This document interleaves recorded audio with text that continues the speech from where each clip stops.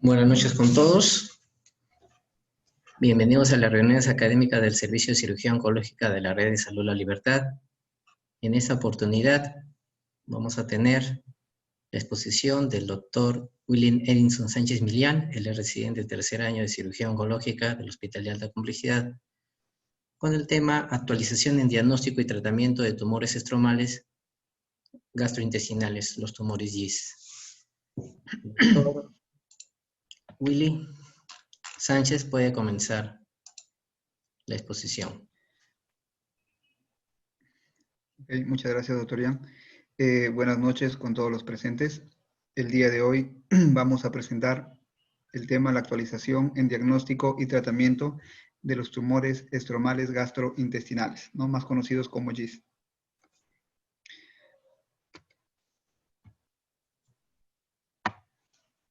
Bien,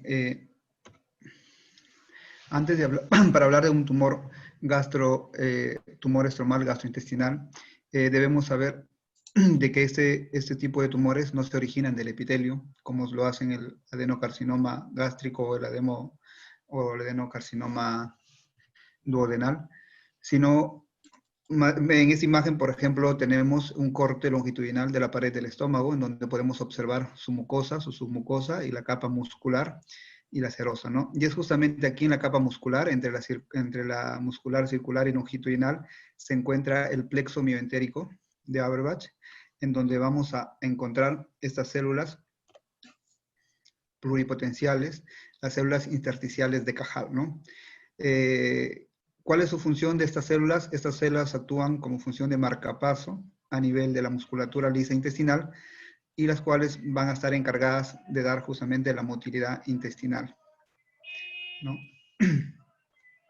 Bien, entonces los tumores del estroma gastrointestinal son neoplasias mesenquimales más frecuentes de la pared gastrointestinal y justamente se originan en estas células intersticiales de Cajal, ¿no? Que tienen características típicas, histológicas, inmunohistoquímicas y moleculares propias, ¿no? Y el tratamiento no solamente es el manejo quirúrgico, sino también se pueden usar tratamiento médico como inhibidores de la tirosincinasa tipo imatinib.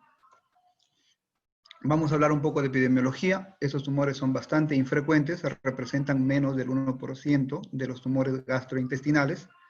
Se reportan de manera anual aproximadamente de 10 a 20 casos por millón al año. En Estados Unidos la incidencia es de 6.8 casos por millón, ¿no? El 90% de los casos se presentan en mayores de 40 años, la edad media de presentación es 63 años y no hay mucha diferencia de presentación entre hombre y mujer, ¿no? Se presentan de manera similar, casi en la misma relación. En cuanto a la clínica de los tumores gastrointestinales, de los GIS, es bastante inespecífica la clínica, ¿no? Se presentan como cualquier otra tumoración gastrointestinal, hay fatiga, dolor abdominal, disfagia. En caso de que la tumoración sea a nivel zona obstructiva, va a haber signos de llenura precoz, obstrucción, hemorragia digestiva en el caso de que presente ulceración, ¿no? En caso de que la tumoración crezca hacia el lumen de la cavidad. Bueno, en esta imagen vamos a presentar, esta es una imagen que nos indica, bueno, del INEM, en donde desde 1950 hasta 1999, estos tumores antes se conocían como leiomiosarcomas gástricos, ¿no? Y tenían una variedad histológica, no eran conocidos como actualmente se conocen, ¿no? Y también se clasificaban en una variedad histológica fusocelular y epiteloide, ¿no? Lo que sí se parecen hasta ahora es que se clasifican en bajo y alto grado, ¿no? Y reportaban una sobrevida a los 5 años de hasta un 39.2%, ¿no? Esa es en la parte gástrica. En la parte del intestino, inclusive no se reportan los sarcomas, ya que su incidencia era bastante baja, ¿no? Y como les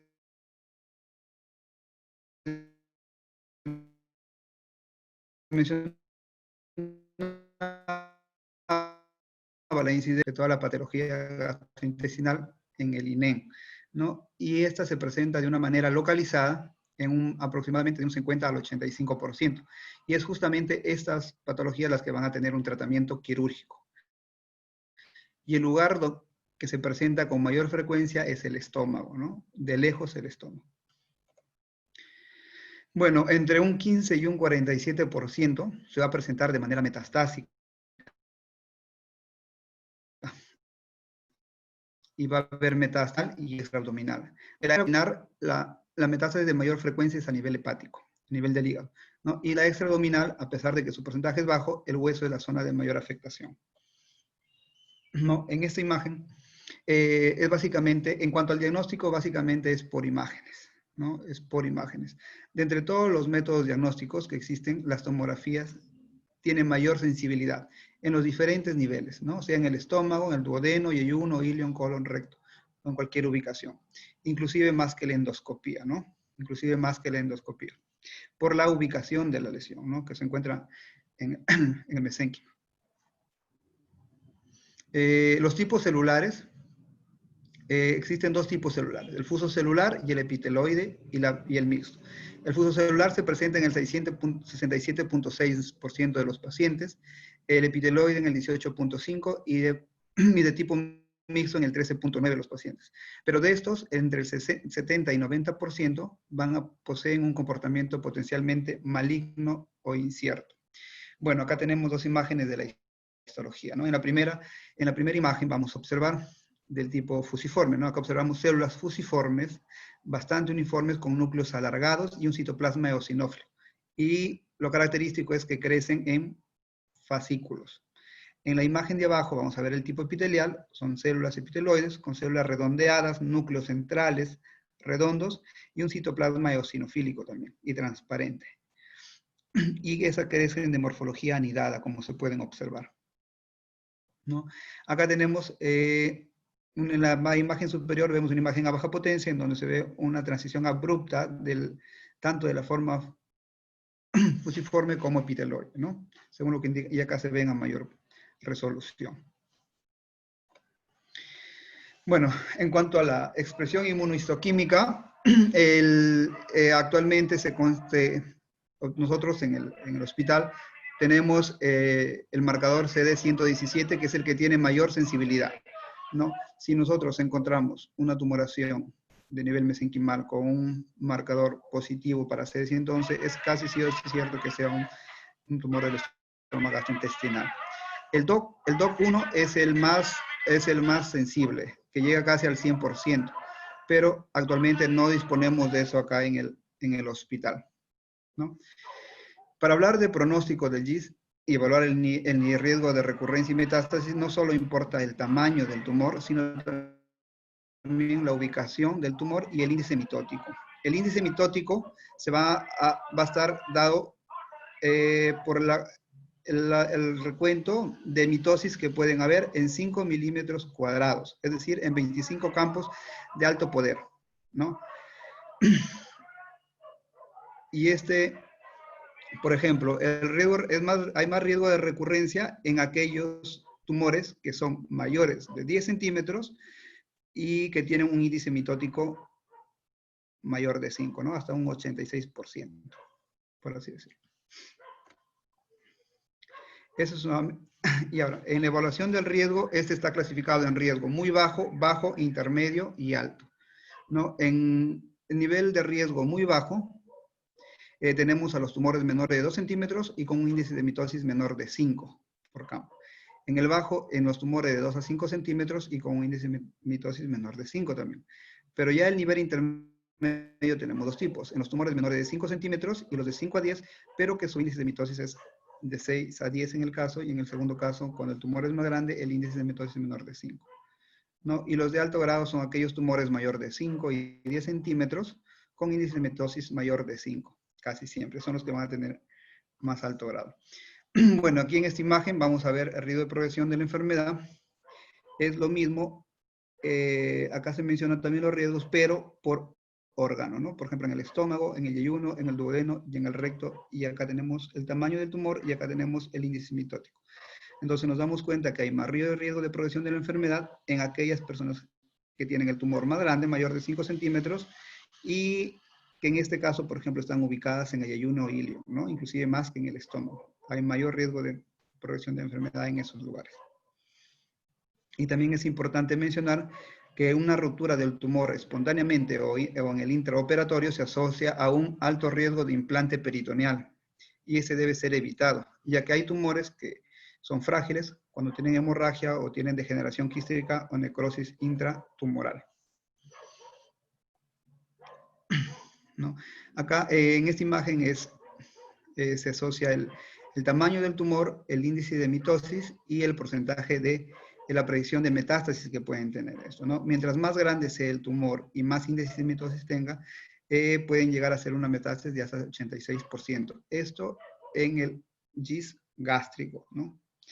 Y en el intestinal es muy parecido también, ¿no? Mientras más grande es el tumor, mayor índice de mitosis hay, también las metástasis pueden llegar hasta el 85 o hasta el 90%. Bueno, entonces los factores pronósticos, ¿cuáles vienen a ser? El tamaño del tumor, el índice mitótico y la localización del tumor. Pero esos son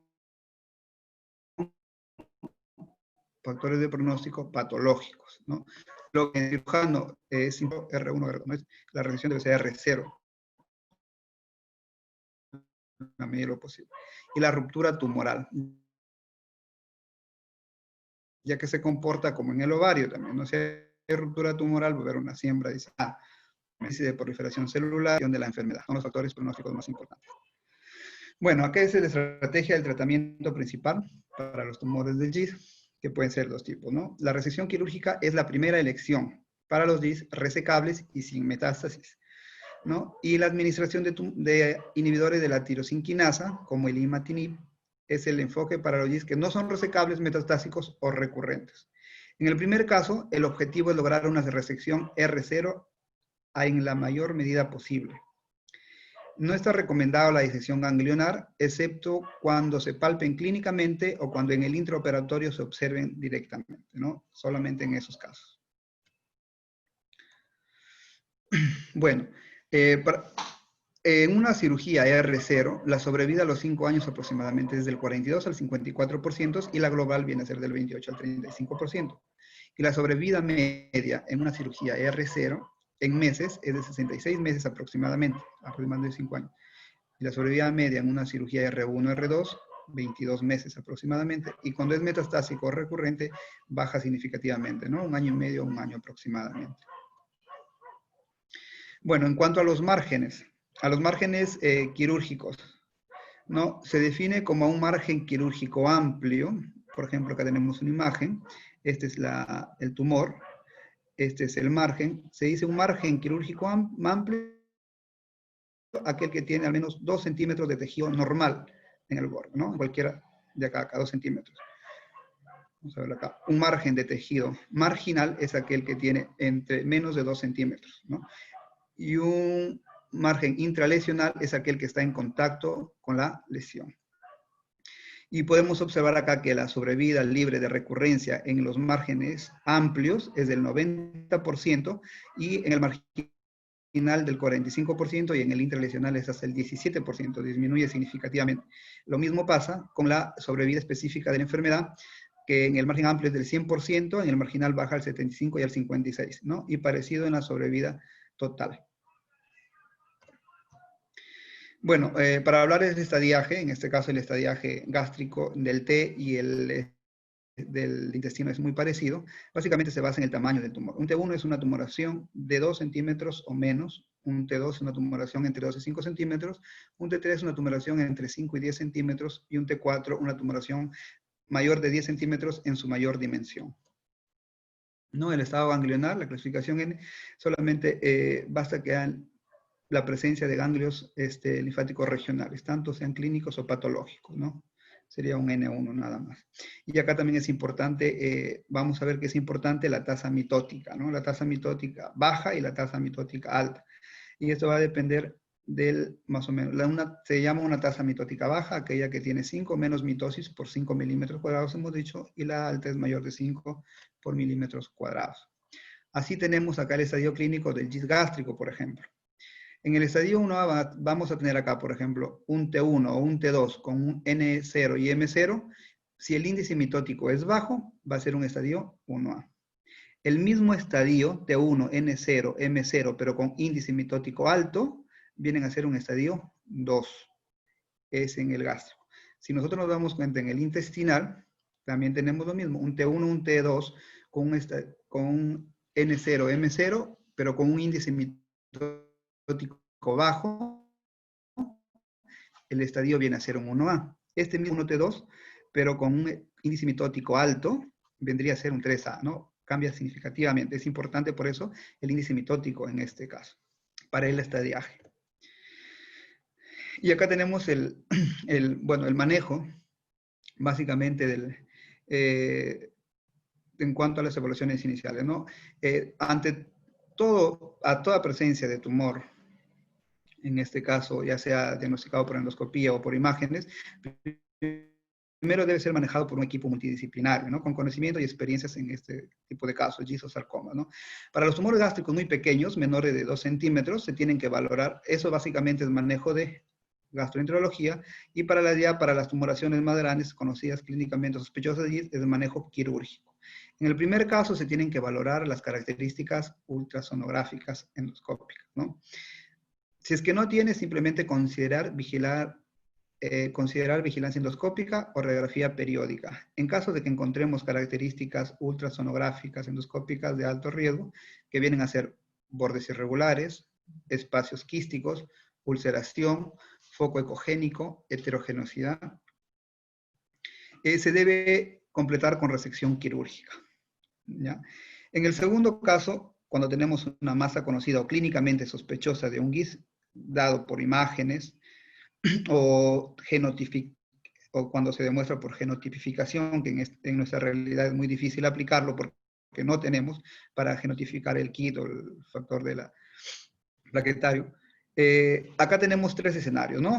Que es un resecable con mínima morbilidad, un resecable con considerable morbilidad y un irresecable o enfermedad metastásica. En el primer caso, con mínima morbilidad, se debe completar la resección quirúrgica. En el segundo caso, podemos considerar el uso preoperatorio de inhibidores de la tirosinquinasa, ¿no? En este caso, el imatinib, ¿no? Que va a disminuir la morbilidad quirúrgica va a disminuir la morbilidad quirúrgica, ¿no?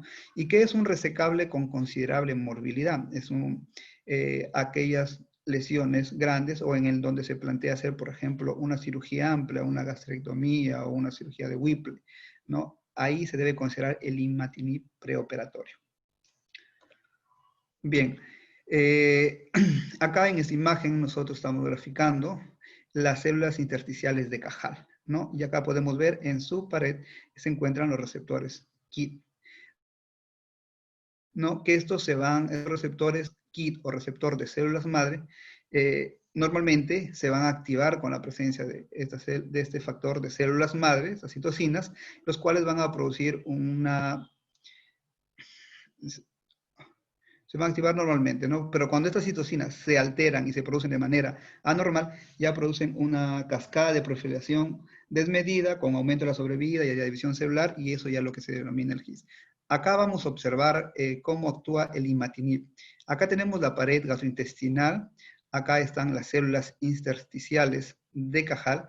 Lo que está de azul vienen a ser los receptores KIT, en este caso, ¿no? Los receptores KIT, los cuales por esta célula madre se van a unir, y en la parte se va a activar con un ATP y va a activar todo lo que es la tirosinquinasa y activa la cascada de proliferación desmedida y aumento de la sobrevida y la división celular, ¿no? Acá, por ejemplo, ¿qué pasa con el imatinib?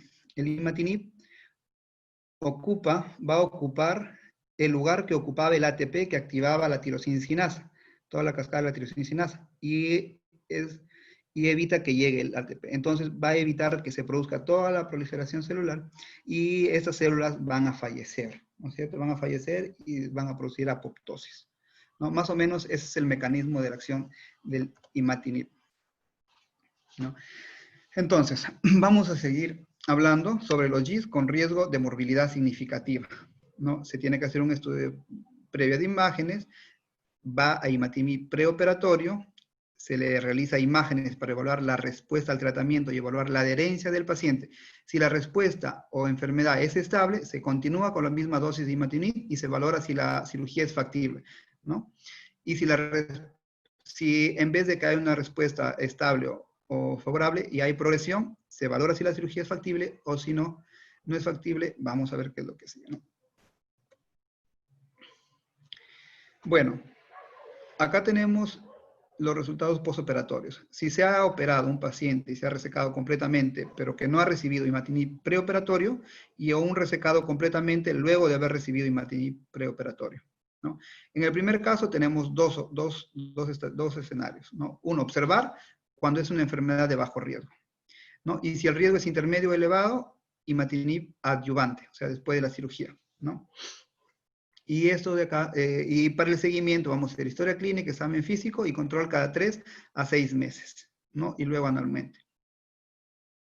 En el caso de que el tumor resecado completamente, luego de haber recibido imatinib preoperatorio, considerar la continuación del imatinib si se ha administrado antes de la resección. Igualito se hace el seguimiento con historia, examen físico y estudio de imágenes cada 3 a 6 meses, ¿no? En caso de que la enfermedad haya enfermedad residual o enfermedad grosera o progresiva, ya lo vamos a ver más adelante. Bueno, en este video podemos observar una tumoración a nivel de curvatura menor, ¿no? En la parte acá inferior tenemos el colon transverso, en la parte superior tenemos la curvatura mayor del estómago, acá se está abriendo a través del ligamento del colon, y se va a incidir en la transcavidad para identificar mejor la lesión que está ubicada en la curvatura menor, ¿no? Ahí está, se está cortando el ligamento gastrocólico, se ingresa, bueno, una vez liberada la curvatura mayor, se coge con una salis, ¿no? Y se presenta y se observa la tumoración, ¿no? El tumor en curvatura menor. Entonces, de esta manera va a ser más fácil hacer la resección en cuña, ¿no? Entonces, se separa. Ahí está separando el hígado, se está identificando bien la lesión.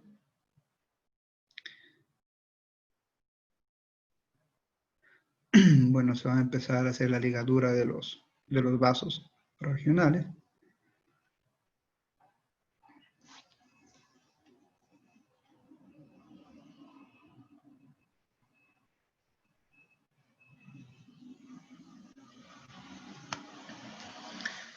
Se están liberando los vasos regionales para posteriormente se separa bien el tumor y se empieza a hacer la resección.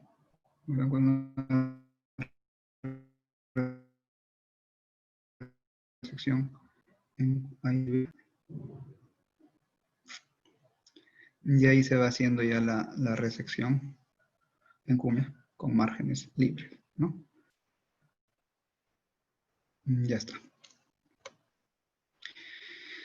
Bueno, en el caso del GIS irresecable recurrente o metastásico, igual se hace un estudio de imágenes después de haber recibido inhibidores de la tiosincinasa, se evalúa la respuesta al tratamiento, ¿no? Si la respuesta es buena o la enfermedad es estable, se continúa con inhibidores de la tirosincinasa, ¿no? Y valorar si es que se puede hacer la resección, se realiza. Y si es que no se puede hacer la resección, se debe continuar con inhibidores de la tirosincinasa en caso de que no sea factible, ¿no? Igual, su control con historia clínica y examen físico cada 3 a 6 meses. En el caso de que haya progresión, lo vamos a ver ahorita, esa progresión tenemos que darnos cuenta si es que es limitada o si es generalizada, o sea, diseminada o sistémica, ¿no? En el primer caso, si es limitada, se debe continuar con la misma dosis de inhibidores de tirosincinasa y considerar algunas opciones también que se proceden, ¿no? Resección si es factible, o procedimientos de ablación, embolización o quimoembolización, o una radioterapia paliativa, ¿no? En aquellos pacientes que pueden tener inusuales metástasis óseas, que es poco frecuente, o una dosis escalada de imatinib según tolerancia, o se puede rotar también el imatinib por el sunitinib, ¿no? Y evaluar la respuesta terapéutica. En el caso de que la progresión sea generalizada, acá viene la valoración del estatus del performance, ¿no? Con dosis escalonada de imatinib, según tolerancia también, o cambiar a sunitinib. Si hay progresión con sunitinib, entonces se debe dar regorafenib. Igual, imágenes para evaluar respuesta terapéutica.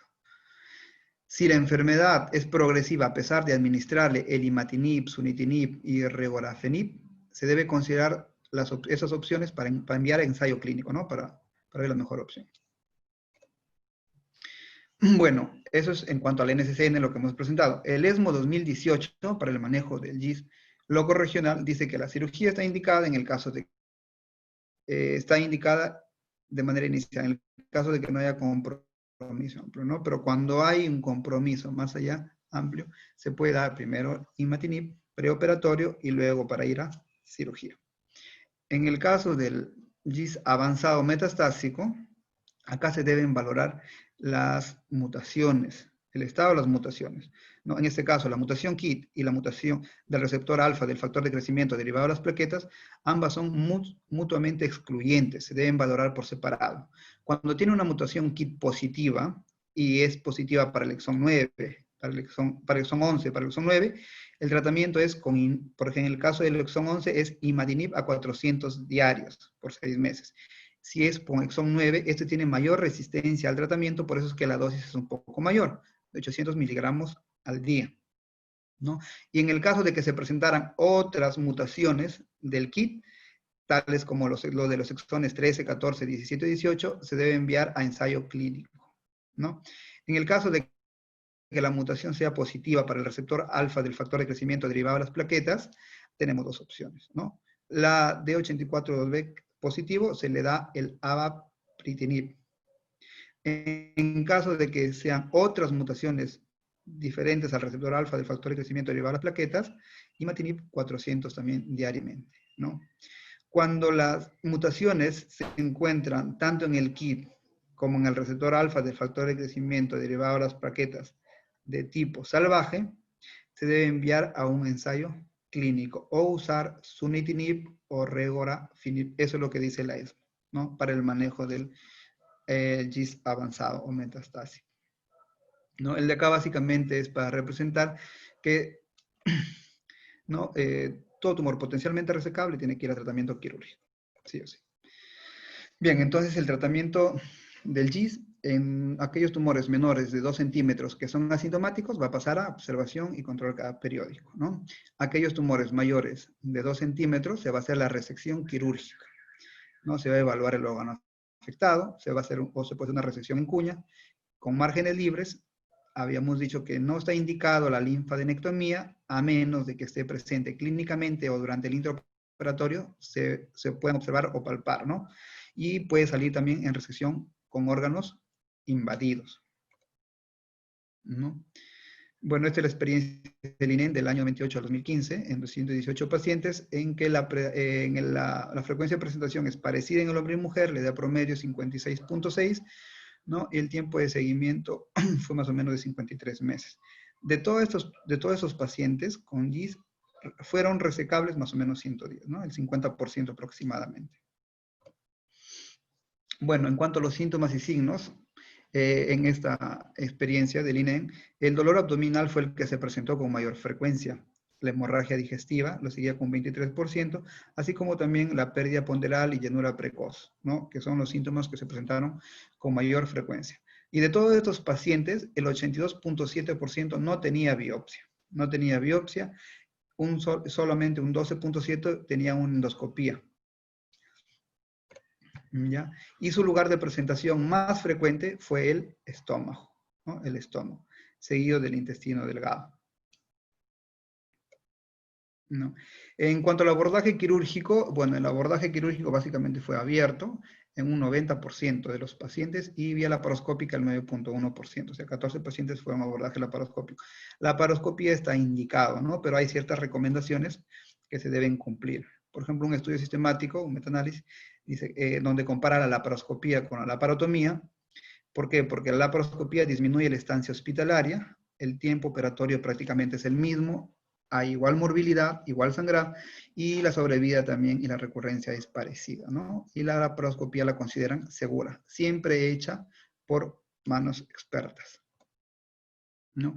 En este caso, por ejemplo, tenemos una imagen de un GIS gástrico, ¿no? Que está saliendo en la curvatura mayor en este caso, ¿no? En donde se puede hacer una resección en cuña, como se observa, como se indica, ¿no? Acá exactamente por la laparoscopía se está haciendo la resección en cuña de la tumoración. Acá se observa en la pared anterior y acá se observa un control endoscópico en donde se observa nada más la cicatriz en donde estuvo la lesión. También hay GIS en la raíz del mesenterio y también los GIS intestinal, que se hacen las resecciones segmentarias, ¿no? Con márgenes libres al menos 2 centímetros. Este es un GIS de más de 20 centímetros con márgenes a nivel de estómago, ¿no? E igual acá podemos ver un GIS gástrico en donde, por ejemplo, dependiendo de la localización, se puede hacer una gastrectomía subtotal, una resección en cuña, ¿no? Acá un GIS duodeno. ¿Qué pasa? Que cuando hay un GIS acá a nivel duodenal, ¿no? Acá se puede hacer una cirugía de Whipple, ¿no? O en este caso se ha hecho una pancreatectomía en bloque con colon derecho, sale con el órgano afectado, ¿no? Y esta es la frecuencia, por ejemplo, de esos pacientes. Por ejemplo, resecciones en cuña se hicieron el 29.1%, gastrectomías totales 18%, multiviscerales el 24%, y acá está Whipple, ¿no? Hicieron 2 Whipples. Bueno, de estos 110 pacientes, la mayor parte, el 72.5% de los tumores tenía mayor de 5 centímetros, ¿no? Las mitosis eran menores de 5 por 5 milímetros cuadrados, en un 51% de los pacientes. No encontraron ganglios en un 98% de los pacientes y los márgenes quirúrgicos fueron negativos en el 92% de los pacientes. Y la ruptura tumoral era menor al 10% de los pacientes, ¿no?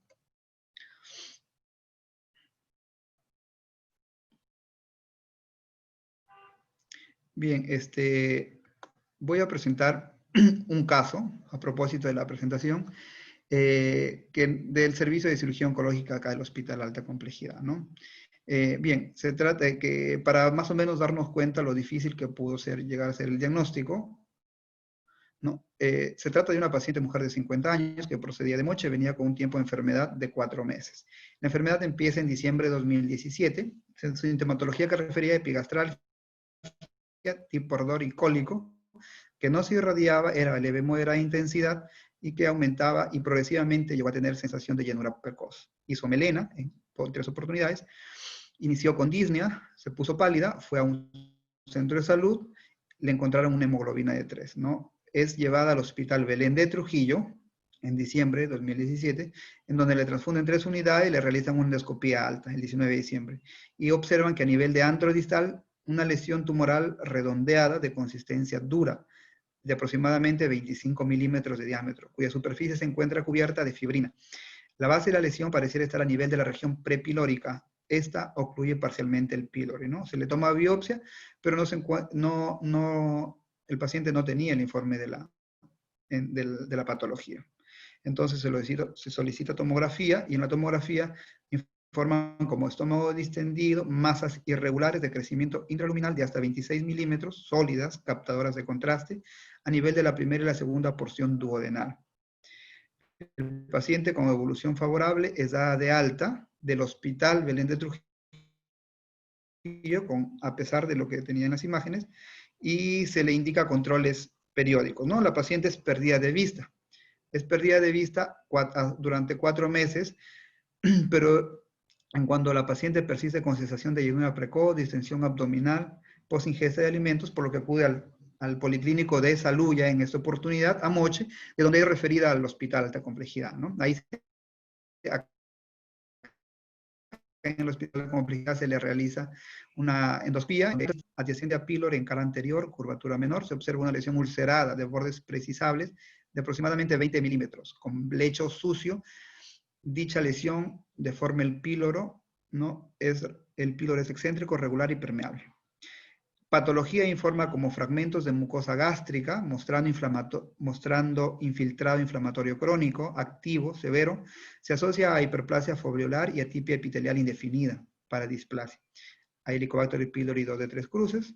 Y en la muestra evaluada no se evidencia neoplasia maligna, ¿no? Si la sospecha es alta, sugieren que se le tome una nueva endoscopía más nueva biopsia, ¿no? Entonces acá en ningún momento informan de la presencia de neoplasia, ¿no? Como les decía anteriormente.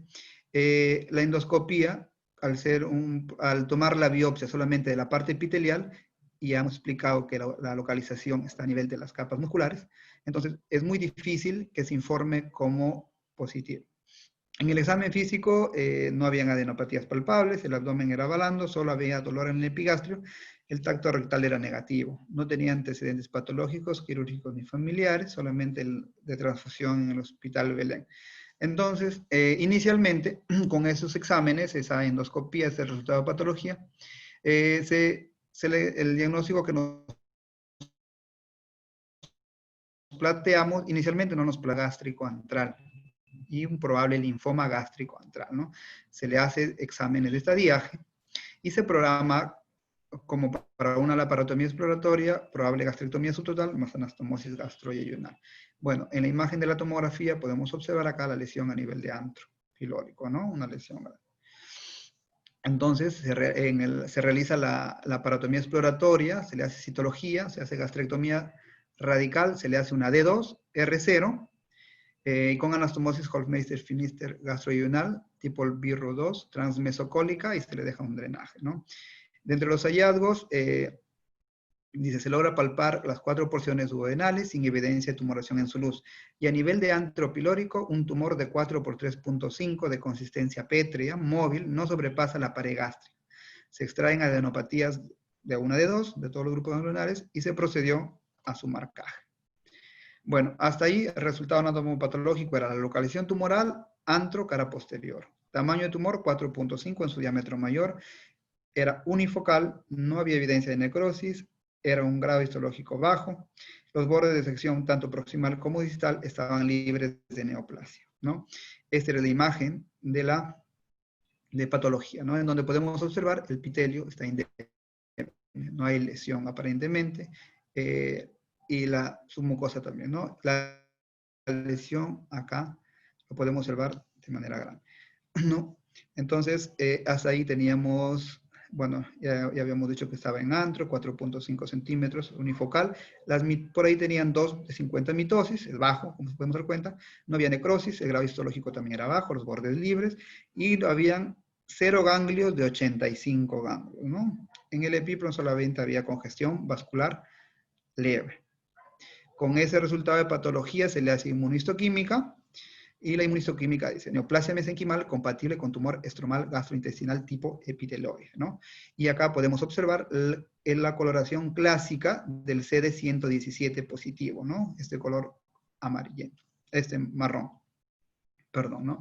Y eso habíamos dicho que su sensibilidad es bastante alta, 97% para tipo epiteloide, para tumor, para GIS. Entonces, tumor destromal gastrointestinal de tipo epiteloide, ¿no? Es el resultado de la inmunohistoquímica. En este caso, el diagnóstico final es un GIS gástrico operado, PT2, en un estadio clínico 1A, ¿no? ¿Y cuál es el plan? Es de bajo grado, observación, nada más, ¿no? Observación. Entonces, dentro de nuestras conclusiones, podemos decir que GIS es la neoplasia mesenquimal más frecuente del tracto gastrointestinal, ¿no? Los marcadores, el CD117 y el DOC1 permiten hacer el diagnóstico en casi todos los casos. En este caso, en nuestra realidad, el CD117 porque no contamos con el DOC1. Y los principales factores pronósticos son la localización, el tamaño del tumor, las mitosis y una cirugía R0. ¿No? Una cirugía R0. Bueno, para recordarles que cada 13 de julio se celebra el Día de la Sensibilización de los Tumores del Estroma Gastrointestinal. Muchas gracias.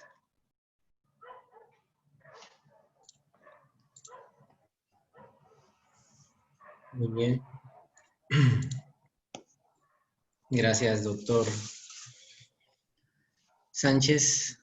Bueno, es bastante interesante observar que los tumores gastrointestinales, si bien no llegan ni siquiera al 1% según la casuística que tiene el INEN hasta el 2015, muchas veces nos trae bastantes complicaciones, sobre todo en su abordaje, ¿no? Eh, nos basamos básicamente en lo más frecuente que tenemos. Lo más frecuente que tenemos es adenocarcinoma gástrico y en segundo lugar es linfoma gástrico. Y hablo de gástrico porque, como bien dijo en la exposición el doctor Sánchez, es lo más común que se ve. Tiene la frecuencia, es más frecuente en el estómago hasta en un 74% de los casos. Y es clásico, o sea, si ustedes ven el caso clínico, la señora viene con epigastralgia, con pérdida de peso, con hemorragia, con una tomografía que se ve pues que la masa, si bien no sobrepasa la serosa en las imágenes aparentemente, es una masa que compromete el antro. Entonces, de primera instancia pensamos en lo más común, es un carcinoma gástrico.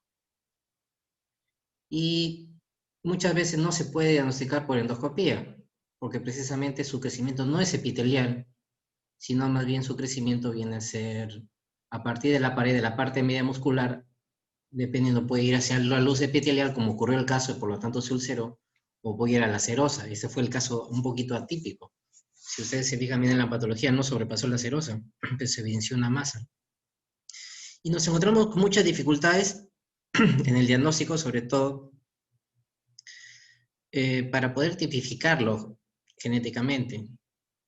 Entonces yo le diría al doctor Sánchez como una pregunta inicial, entonces, ¿cuál sería la recomendación para evitar ese error, ese sesgo que tenemos? Porque si usted fija bien, al paciente lo han abordado quirúrgicamente como si fuese un cáncer gástrico, un carcinoma gástrico concretamente. Le han sacado los ganglios que en su exposición dijo no había por qué sacarlos, porque no da metástasis ganglionar, no suele darla, ¿no? ¿Y cómo disminuir ese índice de error? En tal caso, el cirujano tendría que tener un alto índice de sospecha. ¿Cuál sería su recomendación? Y además que las pruebas moleculares no las vamos a tener, ¿no? Bueno, a la par que también las pruebas moleculares más que todo es en la parte de la metástasis o en la parte de resecabilidad. ¿Cuál sería el consejo, doctor Sánchez? Bien. Por la localización de la lesión, al ser en la parte muscular, la endoscopía, bueno, no tiene mucha sensibilidad, ¿no? Una revisión adecuada de las imágenes y la sospecha, por ejemplo, en este caso, la paciente se informa como células atípicas. Cuando tenemos una tumoración en imágenes y una endoscopía informada como células atípicas, nos haría sospechar altamente que se trate de un tumor del estroma gastrointestinal, ¿no? Por ejemplo. A pesar de que la biopsia salga negativa, ¿no? Porque no se podría hacer la inmunohistoquímica. Pero un punto importante dice observar las imágenes, pero a veces como que las imágenes no te ayudan mucho, ¿no? Sobre todo si el paciente no está bien preparado.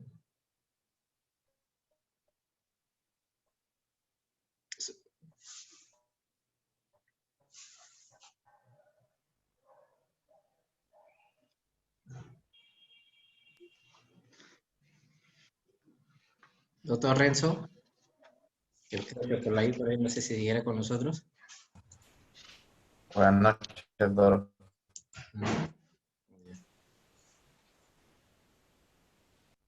Vamos a ver con los patólogos. Doctora Corina, buenas noches. No sé si me escucha. No, no cierres.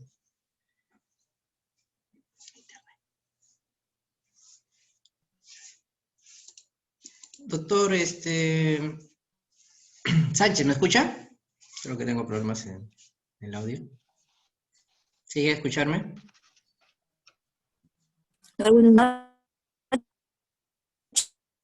¿Aló?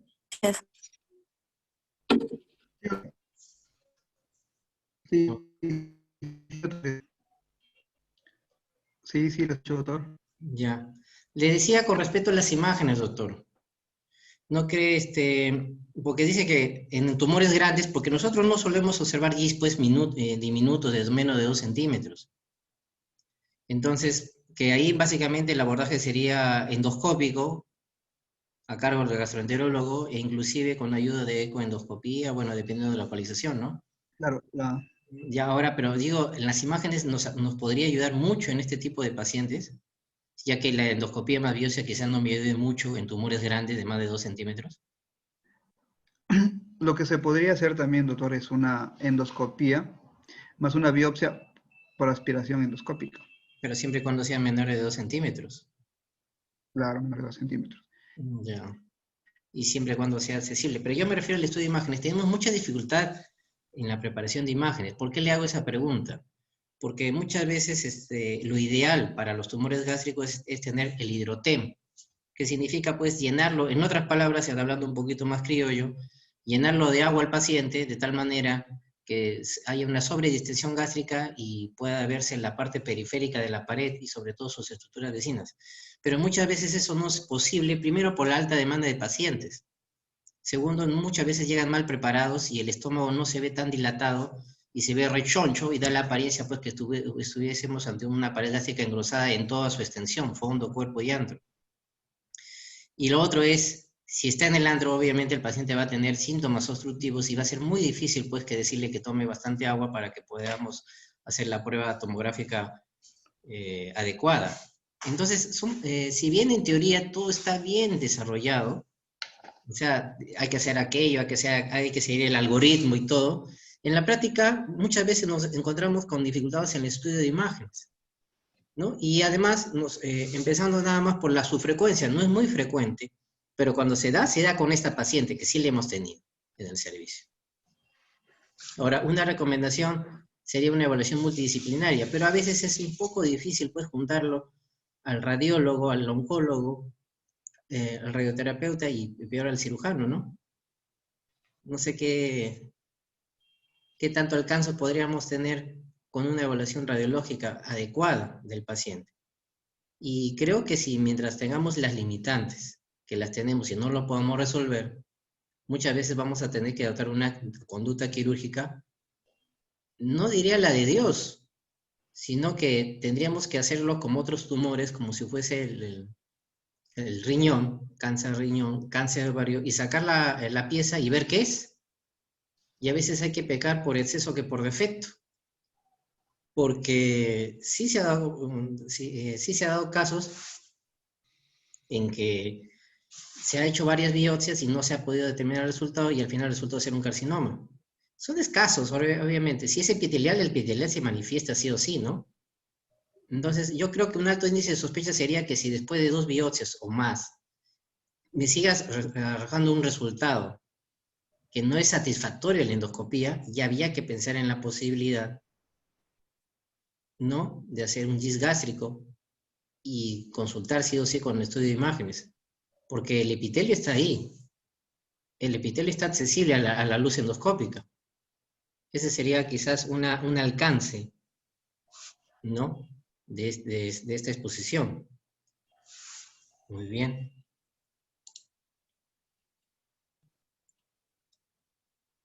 Doctora Lisette, buenas noches. Doctor Mirko, buenas noches. Buenas noches. ¿Qué tal? Doctora, bueno, yo sé que no es radiosensible, pero una preguntita, doctorcita. Los 10 gástricos, como sucede bien en el caso clínico, sobre todo la pregunta va enfocada por ahí, a veces puede provocar ulceración. Y muchas veces el oncólogo clínico, o no solamente el clínico, el médico internista de emergencia dice, ya doctor, tiene que sacarle el estómago, tiene que operarlo, ¿no? Y nosotros a veces estabilizamos al paciente y si no estamos muy de acuerdo, nosotros lo mandamos a su servicio, al servicio de radioterapia para que pueda parar el sangrado, ¿no? Siempre y cuando esté estable, ¿no? ¿Qué tan recomendable sería, pues, hacer radioterapia con propósito paliativo, sobre todo ante una hemorragia en un tumor gástrico, como es este caso? Bueno, si es que no tenemos patología, estamos en un caso hipotético de que no tenemos una patología como la que hemos visto y hay un riesgo de sangrado y de peligro para el paciente de fallecer, pues no es una emergencia, pues nosotros le podríamos dar radioterapia para disminuir el sangrado, pero le daríamos pues 3000 en 10, como si fuera un paliativo solamente para disminuir el sangrado, pero no estamos solucionando el problema de fondo, porque en este caso que ha presentado el residente, pues es un GIS, un estadio clínico 1A, que felizmente es de un riesgo bajo, ¿no? Y que amerita seguimiento. Pero si hubiera sido un riesgo alto, hubiera pasado luego de la cirugía a tener un tratamiento oncológico con imatinib por 3 años, ¿no? Es decir, va a depender mucho de los casos, cómo se presenten.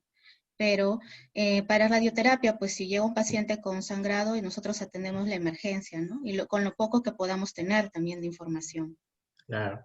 Sí, pues un poquito. Ahora, con lo que usted mencionó, pues sí está indicado para estadificar un paciente con GIS la ecoendoscopía con biopsia, pero yo no sé si en el hospital hacen esa ecoendoscopía con biopsia porque No, no. tienen dificultades, ¿no? Y lo otro es que también sé de que si estamos ante un paciente, hay que catalogarlo en dos, ¿no? Si es una enfermedad localizada o si es una enfermedad localmente avanzada, porque si ya es una enfermedad localmente avanzada, lamentablemente no tenemos nosotros, por ejemplo, en el hospital un PET-CT, por ejemplo, que nos ayudaría a determinar que es irresecable, pues y que iría a oncología médica, ¿no? Entonces, también nos falta un poco de tecnología, ¿no? Para poder llegar a hacer unos diagnósticos, pues, adecuados y estadificar adecuadamente al paciente. Claro, las guías las ven, como y vuelvo a repetir, las guías se ve todo bonito, pero a la hora Claro, pero de no se entrar en la ajustan a la realidad, realidad. nosotros muchas veces tenemos que ser demasiado clínicos y con la clínica guiarnos, ¿no? Lo que yo Este, sí le quería preguntar, doctor, es lo siguiente. Había mencionado en la cirugía de que si es un GIS, que bueno, pues no es un wild type, ¿no? Entonces no hay disección ganglionar. Pero si usted se encuentra ante un GIS wild type con deficiencia, por ejemplo, de la deshidrogenasa, allí sí iría a disección ganglionar. claro, doctora. Por eso yo digo que muchas veces el abordaje que le hicieron a esta paciente en particular, fue un abordaje como si fuese un carcinoma y prefirieron pecar por exceso que por defecto. Le hicieron la gastrectomía subtotal, Claro, le que no hicieron una debería. linfadenectomía de dedos, y bueno, a Dios gracias no se complicó por bruto de bueno, porque no es una cirugía pues de sacar una uñita, ¿no? Pero bueno, al final, teniendo la pieza operatoria ya completa, no se pudo hacer un adecuado, digamos, evaluación de la pieza operatoria y de los ganglios. Y a Dios gracias, gracias a esa pieza se pudo determinar que era un de bajo riesgo. Y solamente la paciente, bueno, ya por ser de bajo riesgo, por ser un T1, N0, M0, o sea, un estadio clínico 1, ya pues no necesitó mayor otra cosa que observación. Yo pienso que lamentablemente, mientras no tengamos estos marcadores como KIT, receptor para KIT o el olfactor de crecimiento derivado de las plaquetas, ¿no? Y peor, para determinar el wild type o a veces la succinato, que también se ve en algunos casos, vamos a tener que manejarlo de esa manera, ¿no? ¿Ya? Bueno, Salvo, pues, que en la clínica, como se ve en el video, que el doctor se puede ver una masa exofítica en la curvatura menor, ¿verdad? Entonces, difícil, pues, que un un carcinoma gástrico se comporte así. Entonces, si hay una alta sospecha que sea ya sea que esté en la curvatura mayor, cara anterior o curvatura menor, con esa característica exofítica, sin tanto compromiso de la serosa y que no proyecte hacia la luz, salvo esas características, pero yo creo que se puede hacer una cirugía, digamos, un poquito más radical, ¿no? ¿No? bueno. Así es. Bueno, Lo ¿no? que sí es Hasta que interesante, tengamos las tecnologías. lo que sí es interesante es que haya remarcado bien el residente los factores pronósticos adversos, es decir, que si estamos en una tumoración, claro, no es el caso, pero si estamos en una tumoración más de 5 centímetros, si nosotros vemos que no es la ubicación gástrica, que es la de mejor pronóstico, sino que se ubica en otra forma en la parte intestinal, por ejemplo, ¿no? Y si el índice mitótico es alto, pues van a ser factores pronósticos adversos de por sí, ¿no? Entonces, pero todo eso es gracias a tener la información, pues, ¿no? Claro. Completa. Y sobre todo, ofrecerle cirugía de R0. Así es. Ahí está. Él los puso muy bien, dijo, bueno, nosotros necesitamos el tamaño del tumor, la localización y el índice mitótico. Pero agregó la parte quirúrgica. Tenemos que Ujú. hacer una cirugía de R0, no quedar enfermedad microscópica y macroscópica. A eso voy. Y segundo, evitar que el tumor se rompa en el intraoperatorio, porque eso también ocasiona una diseminación y obviamente el pronóstico cambia. Entonces yo pienso que el caso clínico que presentó me parece adecuado a la realidad que nosotros estamos, ¿no? A la realidad que nosotros estamos.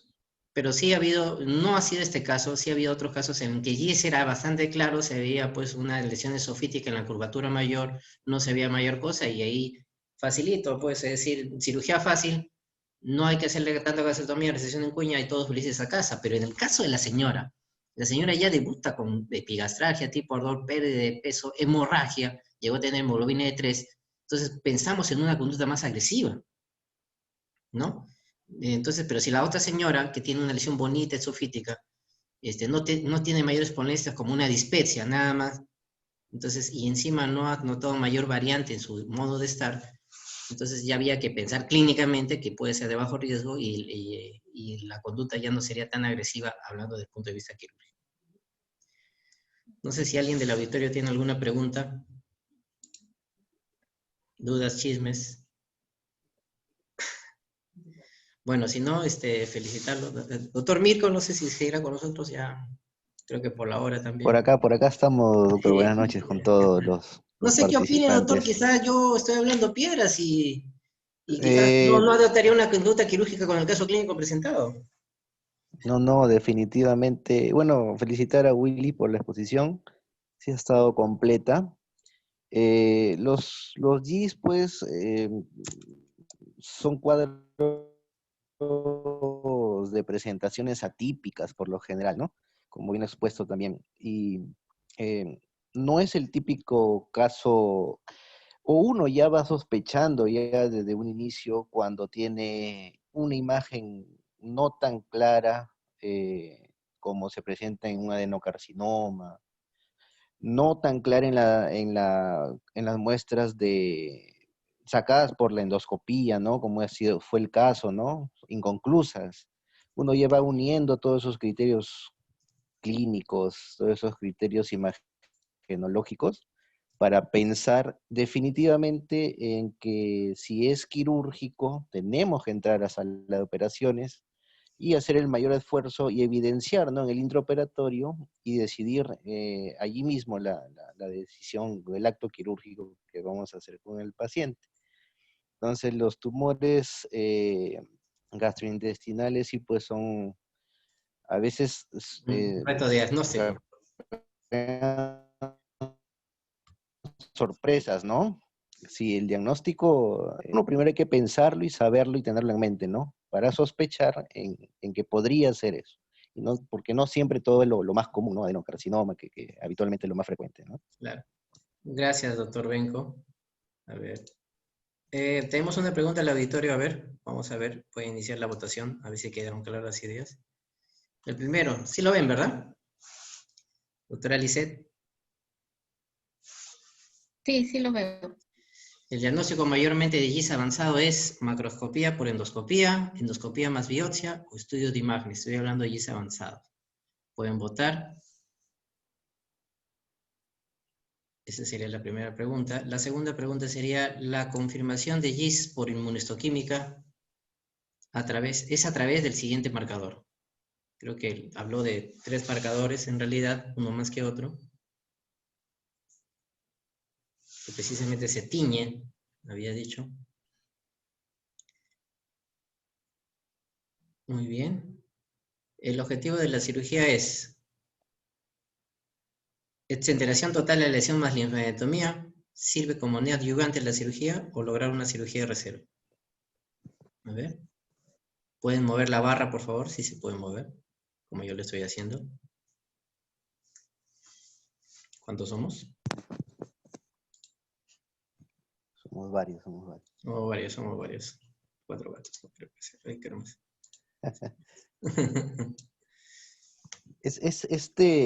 También para tener en cuenta cuando se entra a sala de operaciones, de repente, ¿no?, en la macroscopía, porque se ha hablado también, William ha detallado lo que es microscopía, ¿no? El índice mitótico, las células fusiformes, etcétera.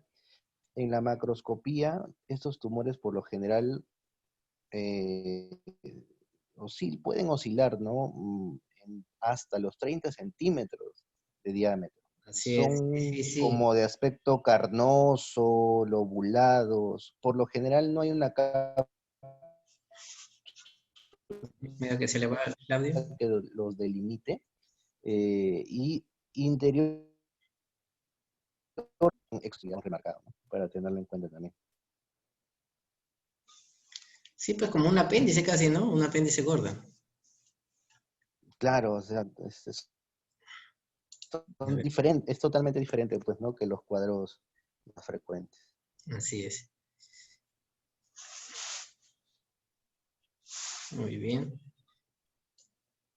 Creo que por ahí vamos a finalizar la votación. Ya pasaron de 2 minutos. No, no es un examen, por si acaso, solamente es... Vamos a finalizar la votación. Vamos a compartir los resultados. Bueno, creo que quedó claro, ¿no? Pero hay hasta un 42% que dice que puede llegar a ser endoscopía más biopsia. Bueno, recuerden que la pregunta es avanzado. Hay que aclarar ese punto, ¿no? Generalmente, si es avanzado, estamos hablando de un tumor de más de 2 centímetros, es por imágenes. El CD117 después es el gol estándar, al menos en la institución, pero hay otro, ¿no? Que no lo tenemos en el seguro, que es el DOG, que le había comenzado. Hay otro marcador que es el CD34, pero es menos sensible. Y el objetivo de la cirugía, como bien dijo, era lograr una cirugía de R0. Si logramos una cirugía de R0, como vio en sus cifras porcentuales, vamos a lograr una buena tasa de sobrevida y un promedio de sobrevida en meses de 66 meses, comparado con R1, R2. Muy bien, muchas gracias. Willy, ¿puedes dejar de compartir tu pantalla? Por favor. Ok, muchas gracias por su... Sí. Ya está. Dejar de compartir. Ya está. Voy a dejar de compartir la mía también. Listo. Bueno, les agradecemos a los asistentes su participación, a la doctora Lisette por su participación también, al doctor Mirko por sus apreciaciones y al público en general. Entonces, muchas gracias, doctor Willy, y será pues hasta una próxima oportunidad. Gracias.